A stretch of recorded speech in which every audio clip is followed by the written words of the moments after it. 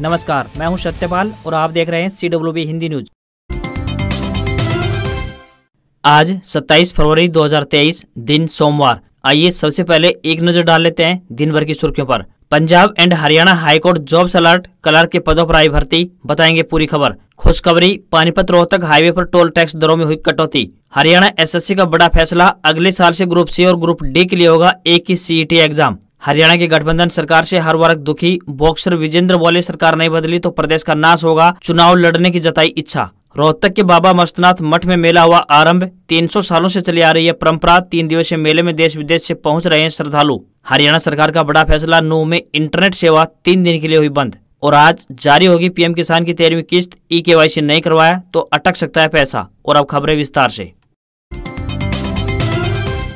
हिमाचल प्रदेश में आज से बर्फबारी के आसार। हरियाणा में 17 साल में सबसे गर्म फरवरी महीना। पंजाब में 5 डिग्री सेल्सियस तक बढ़ा पारा। हिमाचल प्रदेश में अगले 4 दिन बर्फबारी के आसार जताए गए हैं। मौसम विभाग के अनुसार 28 फरवरी से हिमालय रीजन में वेस्टर्न डिस्टर्बेंस एक्टिव हो रहा है। इसके असर में वहां ठंडी ठंडी हवाएं पंजाब और हरियाणा के मैदानों को ठंडा करेंगी। हरियाणा में इस बार फरवरी में अब तक का दिन का औसत तापमान 25.7 डिग्री सेल्सियस दर्ज किया गया। ये 17 साल में सबसे अधिक है। इससे पहले 2006 में फरवरी में अधिकतम तापमान औसतन 27.6 डिग्री सेल्सियस दर्ज किया गया था। अगले 5 दिन में हरियाणा और पंजाब में अधिकतम पारा सामान्य से 3 से 5 डिग्री सेल्सियस ज्यादा रह सकता है। 28 तारीख को ठंडी हवा चल सकती है। 1 मार्च को बारिश के आसार है। पहाड़ों में 28 फरवरी से लेकर 1 मार्च तक बर्फबारी का अलर्ट जारी किया गया है। हरियाणा राज्य में मौसम आमतौर पर 28 फरवरी तक परिवर्तनशील रहने परंतु खुश्क रहने की संभावना है। पश्चिमी विक्षोभ के असर से हरियाणा में 28 फरवरी से लेकर 3 मार्च के बीच बारिश की संभावना जताई गई है।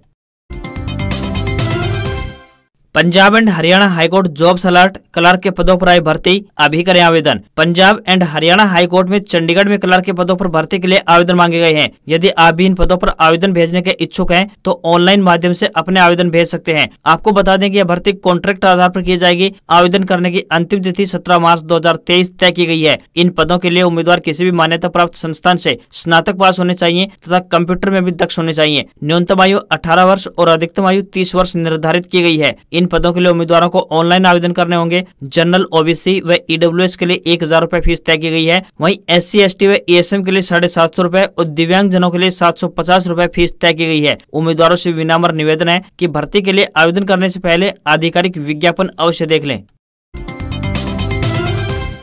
हरियाणा SSC का बड़ा फैसला, अगले साल से ग्रुप C और ग्रुप D के लिए होगा एक ही CET एग्जाम। जैसा कि आप सभी जानते हैं, हरियाणा सरकार और बोर्ड निगमों के ग्रुप C और ग्रुप D के पदों पर भर्ती के लिए इस साल ग्रुप C और ग्रुप D के लिए अलग अलग CET स्कोर के आधार पर की जाएगी। ग्रुप C और ग्रुप D का एक ही CET करवाने का जो फैसला लिया गया है वो अगले साल 2024 से लागू होगा। यह घोषणा हरियाणा कर्मचारी चयन आयोग के अध्यक्ष भोपाल सिंह खत्री ने दी है। उन्होंने कहा है कि चूंकि ग्रुप C के लिए CET हो चुका है, इसलिए इसके स्कोर के आधार पर ग्रुप C पदों को भरा जाएगा। वहीं CET स्कोर के आधार पर कैटेगरी अनुसार 4 गुना उम्मीदवारों को स्क्रीनिंग टेस्ट के लिए बुलाया जाएगा। उन्होंने कहा है कि ग्रुप C की भर्ती के बाद ग्रुप D के लिए इसी साल CET आयोजित होगा। ग्रुप D के CET स्कोर पर भर्ती की जाएगी। भोपाल सिंह खत्री ने कहा है कि अगले 15 दिनों में दोनों पदों का विज्ञापन जारी हो सकता है। उनका कहना है कि एप्लीकेशन तैयार की जा रही है, जैसे ही तैयार हो जाएगी वैसे ही विज्ञापन जारी कर दिया जाएगा। उन्होंने यह भी कहा है कि ग्रुप D के लिए CET फिलहाल अनिश्चित काल के लिए टाल दिया है, लेकिन इसी साल ग्रुप D के लिए CET हर हाल में होगा। भोपाल सिंह खत्री ने कहा है कि सामाजिक आर्थिक मानदंड की शर्त में प्रदेश सरकार ने हरियाणा निवासी होने का शब्द हटा दिया है। अब हर राज्य के उम्मीदवारों को सामाजिक आर्थिक मानदंड आधार पर अंक दिए जाएंगे। G20 शिखर सम्मेलन, हरियाणा को मिली पहली एंटी करप्शन वर्किंग ग्रुप की मेजबानी। 1 से 4 मार्च तक गुरुग्राम में मीटिंग। G20 शिखर सम्मेलन को लेकर हरियाणा को बड़ा मौका मिला है। G20 के शिखर सम्मेलन के अंतर्गत पहली एंटी करप्शन वर्किंग ग्रुप की बैठक की मेजबानी हरियाणा को मिली है। यह बैठक 1 से 4 मार्च तक गुरुग्राम में आयोजित की जाएगी। इस मौके पर हरियाणा सरकार की परिवार पहचान पत्र यानी PPP व IT बेस्ड वेलफेयर स्कीम की जानकारी को भी प्रदर्शित किया जाएगा। इस उपलब्धि को लेकर मुख्यमंत्री मनोहर लाल खट्टर ने कहा है कि भ्रष्टाचार को खत्म करने का सबसे बढ़िया तरीका मानवीय हस्तक्षेप को कम करना है। इसलिए प्रदेश सरकार ने डिजिटलीकरण पर जोर देते हुए पोर्टल्स के माध्यमों से ई-गवर्नेंस सुनिश्चित की है। हाल ही में मुख्यमंत्री ने हरियाणा स्टेट विजिलेंस ब्यूरो का नाम भी बदलकर एंटी करप्शन ब्यूरो कर दिया है। राज्य सरकार ने सिस्टम में पारदर्शिता लाने और बिचौलियों को खत्म करने के लिए PPP यानी परिवार पहचान पत्र बनाया, ताकि अपात्र लोग गलत तरीके से किसी भी योजना का लाभ न ले सके और भ्रष्टाचार पर लगाम लग सके। हरियाणा के मुख्यमंत्री का कहना है कि सरकार का मुख्य फोकस पेपरलेस, फेसलेस और पारदर्शी व्यवस्था स्थापित कर लोगों को राहत प्रदान करना है। नासिर जुनैद कांड, हरियाणा के नूह में तनाव, मुस्लिम बाहुल्य इलाके में हिंसा की आशंका, 3 दिन के लिए इंटरनेट SMS बंद, सिर्फ वॉइस कॉल होगी। हरियाणा सरकार ने तुरंत प्रभाव से मुस्लिम बाहुल्य जिले नूह यानी मेवात में इंटरनेट सेवाओं को अस्थायी रूप से बंद कर दिया है। 26 से 28 फरवरी रात 12 बजे तक इंटरनेट सेवाएं 2G, 3G, 4G, CDMA, GPRS और सभी SMS सेवाओं, बल्क SMS सहित बैंकिंग व मोबाइल रिचार्ज को छोड़कर तथा वॉइस कॉल को छोड़कर मोबाइल नेटवर्क पर दी जाने वाली सभी डोंगल सेवाएं आदि अस्थायी रूप से बंद रहेंगी। नासिर जुनैद कांड के बाद श्रीकांत की पत्नी के साथ हुई बर्बरता के बाद नूह के हालात खराब चल रहे हैं। 2 पक्षों के बीच हाल ही में हुए पथराव और फायरिंग भी हो चुकी है। इस बीच हरियाणा पुलिस को नूह में दंगे का इनपुट मिला है। संभावना है कि दोनों पक्ष बड़ी संख्या में जगह जगह उग्र प्रदर्शन करने की तैयारी कर रहे हैं। इन संभावनाओं को देखते हुए हरियाणा सरकार ने इंटरनेट सेवाएं बंद होने का फैसला किया है।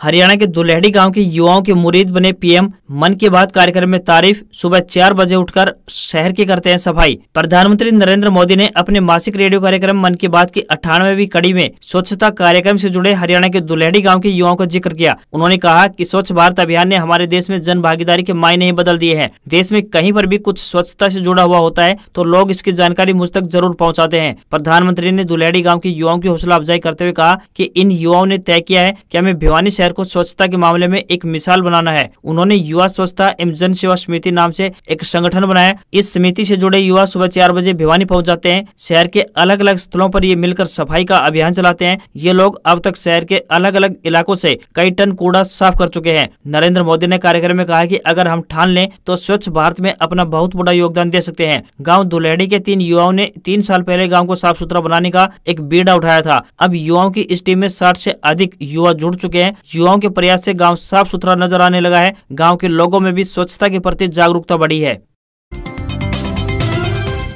WFI अध्यक्ष वर्सेस पहलवान मामले में नया मोड़, विनेश फोगाट की ओवरसाइट कमेटी के एक सदस्य को हटाने की मांग, तथ्यों को लीक करने के लगे आरोप। भारतीय कुश्ती के अध्यक्ष ब्रजभूषण शरण सिंह यानी WFI पर देश के श्रेष्ठ पहलवानों द्वारा लगाए गए शारीरिक शोषण के गंभीर आरोपों के मामले में बड़ा मोड़ सामने आया है। जहां विनेश फोगाट ने ट्वीट कर केंद्रीय खेल मंत्री अनुराग ठाकुर को उसमें टैग किया है, जिसमें उन्होंने लिखा है कि मामले की जांच कर रही दोनों कमेटियों में शामिल एक सदस्य यौन उत्पीड़न की शिकायत के तथ्यों को लीक कर रहा है। ऐसा उन्हें मीडिया रिपोर्ट्स पढ़कर पता चला है। इसलिए उस सदस्य पर कड़ी कार्रवाई करते हुए तुरंत समिति से हटाया जाना चाहिए। मैं अनुरोध करती हूं कि इस मामले की जांच की जाए और आवश्यक कार्रवाई तुरंत प्रभाव से की जाए।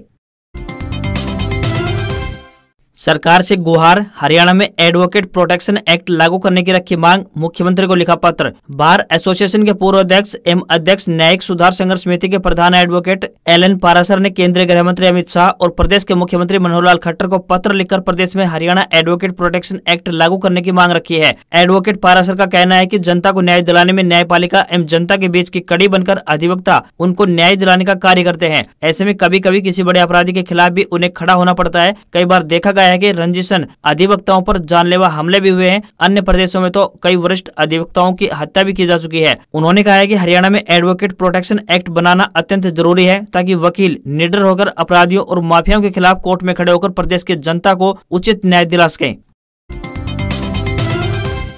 National highway authority of India यानी NHAI ने हरियाणा को राहत दी है। पानीपत रोहतक नेशनल हाईवे पर डाहर गांव में टोल प्लाजा के टोल दरों को कम कर दिया गया है। घटी हुई दरें बीती रात से लागू हो चुकी हैं। इससे क्षेत्र के साथ साथ यहां से गुजरने वाले वाहन चालकों को काफी राहत मिलेगी। कार, जीप व वैन जैसे वाहनों पर एक तरफ के 60 रुपए और दोनों तरफ के 90 रुपए लगेंगे, जबकि पहले एक तरफ के 100 रुपए और दोनों तरफ के 155 रुपए लगते थे। हेली मंडी पालावास रोड पर गाँव चौकी नंबर 1 के निकट बनाए गए टोल को 1 मार्च से बंद कर दिया जाएगा। इसके अतिरिक्त कोसली कनीना मार्ग पर गांव गुजरवास के निकट बनाए गए दूसरे टोल प्लाजा की समीक्षा की जाएगी। कोसली विधायक लक्ष्मण सिंह यादव ने विधानसभा में दोनों टोल से लोगों को हो रही परेशानी का मुद्दा उठाया था। इसके बाद डिप्टी CM दुष्यंत चौटाला ने यह जानकारी दी थी।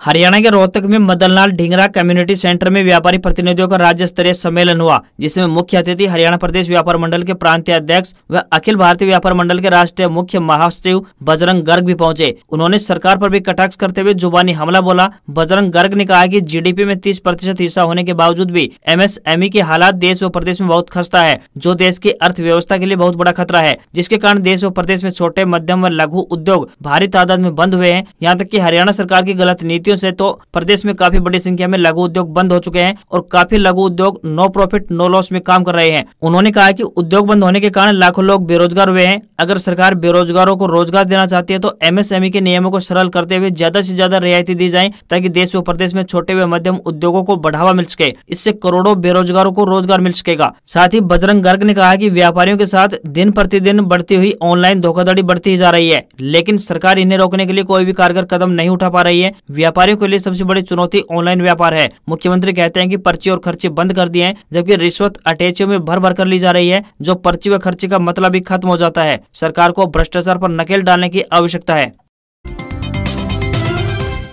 डिप्टी सीएम दुष्यंत चौटाला का चाचा अभय चौटाला पर कटाक्ष, बोले उन्हें सीरियस पॉलिटिशियन नहीं मानते, सवालों का जवाब देना जरूरी नहीं। हरियाणा के डिप्टी सीएम दुष्यंत चौटाला रविवार को करनाल पहुंचे। यह उन्होंने अपने चाचा इनेलो नेता में एलनाबाद विधायक अभय सिंह चौटाला पर कटाक्ष करते हुए कहा कि वह उन्हें सीरियस पॉलिटिशियन नहीं मानते और इसलिए उनके सवालों का जवाब देना नहीं चाहते। दरअसल अभय सिंह चौटाला ने विधानसभा सत्र में दुष्यंत पर एयरपोर्ट के पास की जमीन हड़पने के आरोप जड़े थे। डिप्टी सीएम ने रविवार को करनाल पहुंच पार्टी के कार्यकर्ताओं की मीटिंग ली और पार्टी संगठन को मजबूत बनाने पर जोर दिया। दुष्यंत चौटाला ने कहा कि उन्हें खुशी है कि बुढ़ापा पेंशन 250 रुपए बढ़कर 2750 रुपए पहुंच गई है और कितना बढ़ेगी यह समय बताएगा। उनका प्रयास है कि बुढ़ापा पेंशन को 5100 रुपए हो। साथ ही डिप्टी सीएम ने 2024 के विधानसभा चुनाव में गठबंधन में चुनाव लड़ने पर बोला कि अभी तक तो गठबंधन है। पंचायत मंत्री और सरपंचों के बीच आज वार्ता। 25 सदस्यीय कमेटी बना रही है रणनीति, ई टेंडरिंग और राइट टू रिकॉल का कर रहे हैं विरोध। हरियाणा सरकार और सरपंचों के बीच आज चंडीगढ़ में मीटिंग होगी। इसमें राइट टू रिकॉल और ई टेंडरिंग को लेकर बातचीत होगी। लेकिन इस मीटिंग से पहले हरियाणा सरपंच एसोसिएशन की 25 सदस्यीय कमेटी ने भिवानी में बैठक बुलाई, जिसमें पंचायत मंत्री के साथ बातचीत की रणनीति तैयार हो रही है। हिसार सरपंच एसोसिएशन के प्रधान संजय दुहन ने कहा है कि हमने भिवानी में प्रदेश स्तरीय 25 सदस्यीय कमेटी की मीटिंग बुलाई है। इसमें पंचायत मंत्री के साथ बातचीत को लेकर चर्चा की जा रही है। राइट टू रिकॉल एवं ई टेंडरिंग के खिलाफ तथा पंचायतों को पूरे अधिकार देने की मांग पर संघर्ष कर रहे सरपंचों ने 1 मार्च को सीएम आवास के घेराव की घोषणा की है। अभी तक प्रदेश में बीडीपीओ कार्यालयों में सरपंचों के धरने चल रहे हैं। प्रदेश में नवनिर्वाचित सरपंचों से संवाद के लिए पंचायत मंत्री ने मधुर मिलन समारोह हर जिले में आयोजित किए, लेकिन राइट टू रिकॉल और ई टेंडरिंग के विरोध में सरपंचों ने इन कार्यक्रमों का बहिष्कार करना आरंभ कर दिया।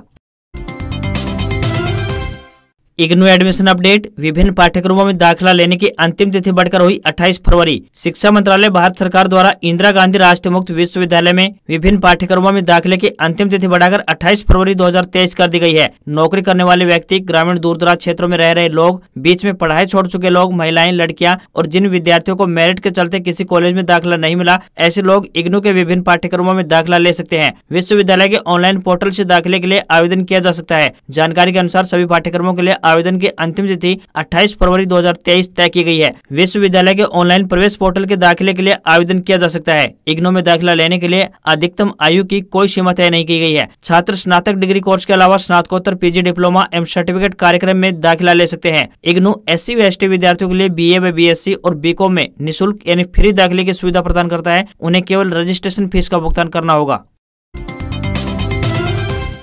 2015 में एस्टेट पास 30,000 से अधिक अभ्यर्थियों को झटका, टीजीटी भर्ती में नहीं मिलेगा मौका। हरियाणा में टीजीटी के 7,471 पदों पर निकली भर्ती में हरियाणा सरकार अपने वादे से मुकर गई है। वादे के उलट अब सरकार ने इस भर्ती में 2015 में एस्टेट पास करने वाले करीब 30,000 अभ्यर्थियों को बाहर कर दिया है। इस मामले में हजारों अभ्यर्थियों की परेशानी बढ़ गई है। अभ्यर्थियों ने चेताया है कि अगर सरकार ने मौका नहीं दिया तो अब बड़े स्तर पर आंदोलन करेंगे, साथ ही अदालत का दरवाजा भी खटखटाएंगे। हरियाणा कर्मचारी चयन आयोग ने सितंबर 2022 में टीजीटी के लिए 7,471 पदों पर आवेदन मांगे थे। हरियाणा सरकार के नियम के मुताबिक उस समय 2015 में एस्टेट पास करने वाले अभ्यर्थी इस भर्ती में आवेदन करने के लिए योग्य थे, क्योंकि उनके प्रमाण पत्रों की वैधता 7 साल मान्यता के अनुसार 31 दिसंबर 2022 तक थी। सरकार ने टीजीटी के सेवा नियमों में संशोधन करने के लिए इस भर्ती को वापस ले लिया था। 10 फरवरी 2023 को शिक्षा विभाग की ओर से नए नियम लागू कर दिए गए। बाद में हरियाणा कर्मचारी चयन आयोग ने दोबारा से इन पदों पर भर्ती निकाल दी और 23 फरवरी से लेकर 15 मार्च तक ऑनलाइन आवेदन मांगे हैं। अब आयोग द्वारा विज्ञापित की गई भर्ती में साफ साफ लिखा है कि अभ्यर्थियों के सभी प्रमाण पत्र वैध होने चाहिए। अगर प्रमाण पत्र वैध नहीं है तो ऑनलाइन सिस्टम द्वारा उनके आवेदन स्वीकार नहीं किए जाएंगे। इसी को लेकर अभ्यर्थियों की परेशानी बढ़ गई है। गौरतलब है कि जब भर्ती वापस ली गई थी तो हरियाणा कर्मचारी चयन आयोग के अध्यक्ष भोपाल सिंह खदरे ने कहा था कि जब भी यह भर्ती निकलेगी तो उसमें 2015 में एस्टेट पास करने वालों को मौका दिया जाएगा, क्योंकि भर्ती सरकार ने वापस ली थी और उस समय वह सभी पात्र थे। आज जारी होगी पीएम किसान की 13वीं किस्त। ई-केवाईसी नहीं कराया तो अटक सकता है पैसा, जानिए किस्त का स्टेटस चेक करने की पूरी प्रोसेस। प्रधानमंत्री नरेंद्र मोदी किसान सम्मान निधि की 13वीं किस्त 27 फरवरी यानी आज किसानों के खाते में ट्रांसफर करेंगे। इस योजना के तहत सरकार हर साल किसानों के अकाउंट में 2-2 हजार रूपए 3 किस्तों के रूप में यानी टोटल 6,000 रूपए ट्रांसफर करती है। स्कीम के तहत पहली किस्त अप्रैल जुलाई के बीच, दूसरी किस्त अगस्त से नवंबर के बीच और तीसरी किस्त दिसंबर महीने से लेकर मार्च के महीने तक जारी करती है। किस्त का स्टेटस आप अपने मोबाइल पर भी चेक कर सकते हैं। इसके लिए आपको सबसे पहले पीएम किसान मोबाइल ऐप डाउनलोड करना होगा। ऐप के जरिए आप नए किसान के रूप में रजिस्ट्रेशन कर सकते हैं, अपने आवेदन की स्थिति की जांच कर सकते हैं, सबमिट की गई जानकारी में किसी भी तरह के सुधार यानी अपडेट भी कर सकते हैं, बेनिफिशियरी लिस्ट में अपना स्टेटस देख सकते हैं, अपना ट्रांजैक्शन नंबर चेक कर सकते हैं। इसके अलावा भी और कई अन्य सुविधाओं का लाभ उठा सकते हैं। अगर आपको इस योजना के रजिस्ट्रेशन में कोई परेशानी या कोई दिक्कत आ रही है या फिर आपकी किस्त से जुड़ी कोई समस्या है या फिर कोई अन्य सवाल है तो इसके लिए आपको पीएम किसान सम्मान निधि योजना की आधिकारिक वेबसाइट पर फार्मर कॉर्नर में हेल्प डेस्क पर जाना होगा।